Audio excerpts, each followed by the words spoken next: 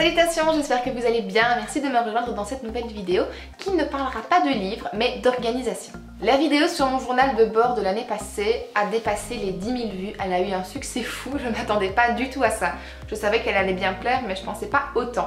Et donc je réitère l'expérience cette année et je vais vous présenter mon journal de bord pour cette année-ci. Voilà comment se présente mon journal de cette année-ci, de l'année qui va commencer.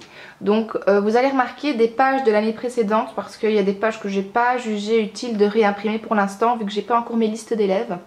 Mais la plupart des choses qui ont changé sont rajoutées avec les nouvelles pages.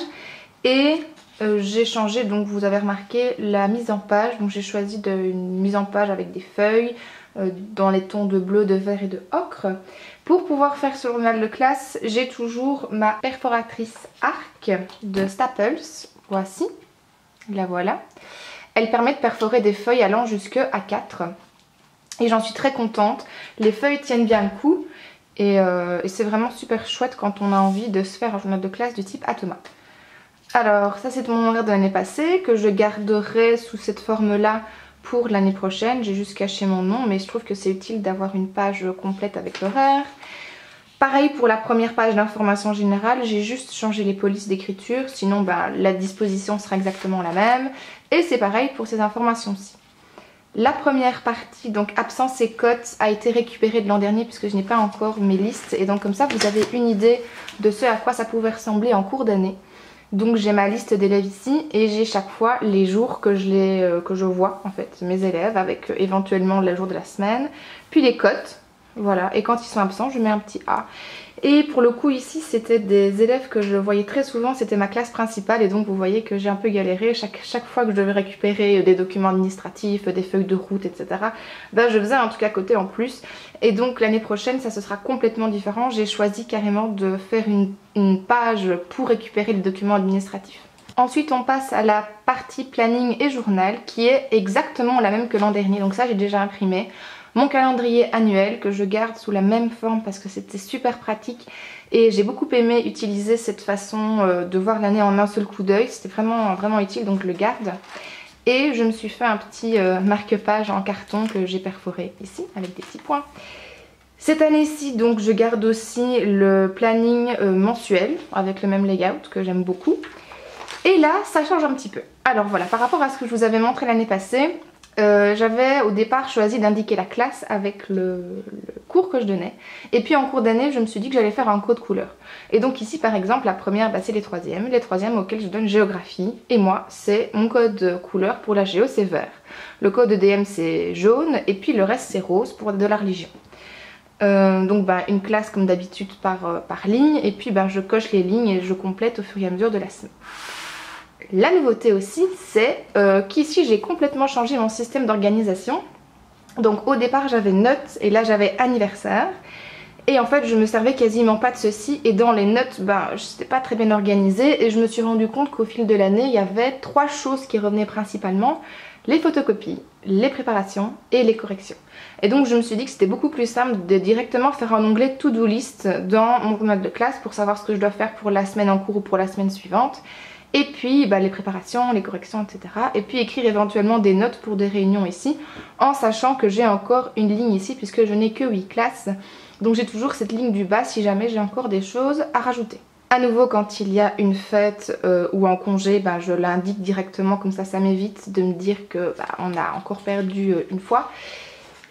Et puis on passe à la planification sur l'année et je garde exactement la même manière de faire que l'an dernier, c'est-à-dire j'avais utilisé un système de post-it. J'ai juste diminué la taille, mais enfin c'est pas très grave ça. Et donc je vais prendre la même façon et je vais racheter des post-it qui soient à taille. Ici j'ai dû les recouper, c'était un peu embêtant mais bon voilà. Et donc je vais exactement faire la même chose et ça m'a été hyper utile.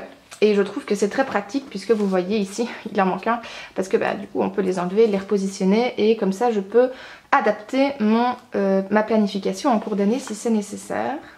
Et enfin, l'année passée j'avais utilisé un truc qui ne m'avait pas du tout été pratique et utile donc j'avais arrêté de l'utiliser. Et cette année-ci je vous imprime une feuille blanche en guise d'exemple parce que j'ai pas encore commencé à faire ma planification année pour les différents cours vu que ce sont les vacances. Donc c'est pour vous donner un peu des idées si jamais vous avez besoin d'une planification efficace et que vous avez envie de tester des choses de votre côté. Donc moi j'ai choisi pour mon cours d'études du milieu, j'ai choisi d'indiquer ici le titre de la séquence, le milieu qu'on travaille, les savoirs qui sont mobilisés, les savoir-faire travaillés, les compétences qu'on travaille, le lien avec le cours d'éducation à la philo et la citoyenneté, puisque je travaille dans l'enseignement libre. Et puis mon plan d'organisation est ici, avec le plan du cours et les activités qu'on fait, les objectifs qui sont poursuivis, comme ça si l'inspection me le demande, ben, je suis en ordre.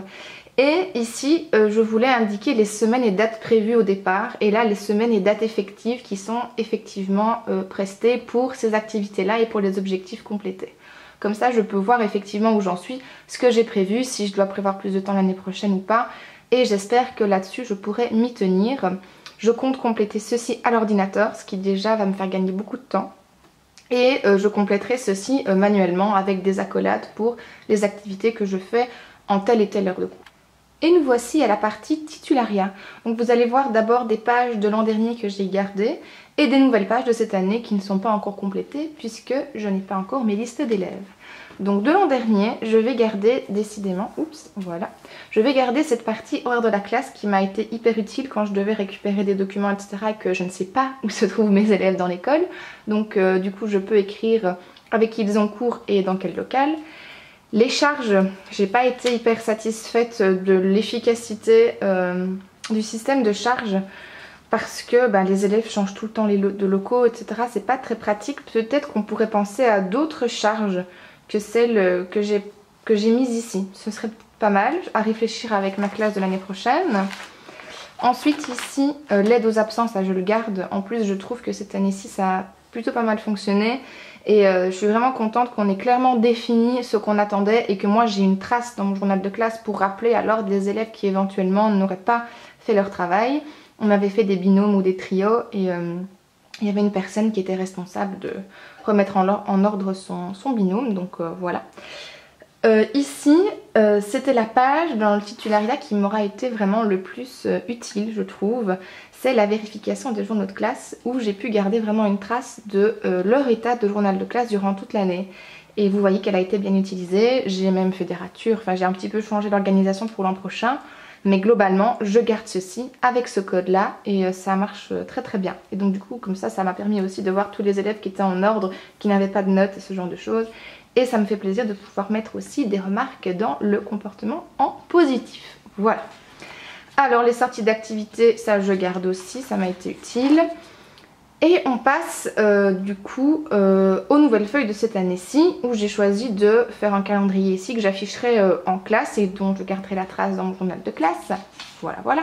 J'espère pouvoir être un peu plus assidue cette année parce que j'oubliais un petit peu les anniversaires, j'avoue, et j'étais un peu mal à l'aise parce qu'en plus j'avais les dates. Donc voilà. Ici, c'est une nouveauté à laquelle j'ai pensé en cours d'année parce que j'avais pas mal d'élèves qui m'avaient demandé des adaptations pour leurs tests, pour leurs cours. Des fois certains ont besoin de feuilles A3, des fois certains ont besoin de feuilles en recto uniquement, plein de choses comme ça. Et donc du coup ici j'ai déjà une page du coup et je peux cocher différents éléments ou ajouter des choses dont ils auraient besoin en cours d'année. Et donc voici la feuille dont je vous parlais tout à l'heure avec les remarques à l'ordre et l'administratif. La classe dont je suis titulaire, je l'ai dans deux cours différents. Donc du coup, j'ai pu faire une case matériel, une case documents d'intention pédagogique qu'ils doivent faire signer, récupérer la feuille de route du mois de septembre, le bulletin de la Toussaint, est-ce que j'ai distribué la matière d'examen de Noël et est-ce que tout le monde l'a fait signer en EDM et en religion. Pareil pour le bulletin, ainsi de suite, comme ça jusqu'à fin d'année. Et comme ça, je sais que je ne dois pas faire sur un coin de table avec la fin de mes présences-absences. Là, ça me stressait un peu. J'arrivais jamais à savoir finalement si j'avais bien coché ou pas. Et donc là, j'ai une feuille pour toute l'année. Et j'ai fait ça aussi pour d'autres classes, à savoir pour la remarque au matériel, le DIP et les matières d'examen. Et enfin, on passe à la dernière partie du journal de classe qui est la partie notes. Et cette année-ci, j'ai carrément décidé de faire des pages de garde pour les parties notes. Vous voyez, donc je trouve que ça elles sont assez jolies et je mettrai des petits post-it sur le côté pour me permettre d'arriver facilement à la rubrique que je veux atteindre. Donc j'ai l'animation pastorale, j'ai les cotimes, hop. j'ai les commentaires de conseillers de classe et là, pour la classe dont je suis titulaire, j'ai décidé de créer un document complet qui me permette de garder une trace de tout ce qu'on dit en conseil de classe et de ce que j'écris dans le bulletin des élèves. Et donc ça se présente comme ceci sous forme de tableau. Je vais zoomer pour que vous puissiez bien voir. Voilà, tac. Et donc ici j'aurai le nom et le prénom de l'élève. Ici en conseil de classe j'écris ce que les collègues disent, voilà. Ce que j'ai écrit moi dans le bulletin de l'élève en tant que titulaire au nom du conseil de classe, comme ça je sais exactement ce qu'on s'est dit. S'il y a des échecs, dans quelle branche, est-ce qu'on l'envoie en remédiation ou en études dirigées, est-ce qu'on le convoque en réunion de parents et chez quel prof. Voilà, et comme ça j'ai chaque fois une page par élève que je compléterai à l'ordinateur. Donc j'ai juste imprimé pour vous montrer de quoi ça avait l'air. Si vous êtes prof principal ou titulaire et que vous avez besoin d'organisation pour votre classe, notamment gérer les conseils de classe, voilà ce que moi j'ai prévu de mettre en place. Ça me sera utile je pense dans la mesure où par exemple quand on est à Noël, à Pâques ou en juin, on écrit des commentaires, on dit des choses et je ne me rappelle plus toujours ce que j'ai écrit comme commentaire dans le bulletin précédent. Et donc là, en une seule page, j'aurai tous les éléments qu'il faut, tous les éléments nécessaires et ça me permettra de nous y retrouver beaucoup plus facilement. Un onglet pour les réunions de parents avec qui est venu me voir et ce qu'on s'est dit. Hop. Et enfin, question ou demande d'élèves que j'ai utilisé l'an dernier et qui m'a été très utile et donc j'ai répondu quasiment à toutes les demandes je pense. Il y a des questions auxquelles j'ai pas répondu mais je sais que je continue à progresser dans ce domaine là, voilà. Et donc on arrive à la dernière partie qui est la partie vide dans laquelle j'ai laissé, vous voyez mon marque-page de l'année précédente qui pourra peut-être m'être utile cette année, des pochettes vides et dans laquelle je vais mettre ici mon certificat médical si jamais je vais chez le médecin. Voilà, donc on arrive à la fin de cette vidéo. J'espère qu'elle vous aura plu. Si jamais vous avez envie de réutiliser les pages dont je vous ai parlé ici, que vous avez vu qui vous intéressent, reprenez les idées. Moi de mon côté, je vais comme l'année passée mettre les documents dans mon Google Drive et je vous mettrai le lien en barre d'informations si vous voulez les réutiliser. Comme vous le voyez, cette vidéo m'a donné très chaud. Je pensais pas que ça me donnerait autant de chaleur de tourner, mais c'est vrai que mon tapis est vraiment pas très confortable et aussi qui dégage beaucoup de chaleur, donc je vais m'arrêter là. Merci d'avoir regardé cette vidéo jusqu'au bout. Donc si vous voulez avoir les fichiers, je vous laisse tout en barre d'infos. D'ici la prochaine vidéo, je vous fais plein de gros bisous et portez-vous bien. Salut!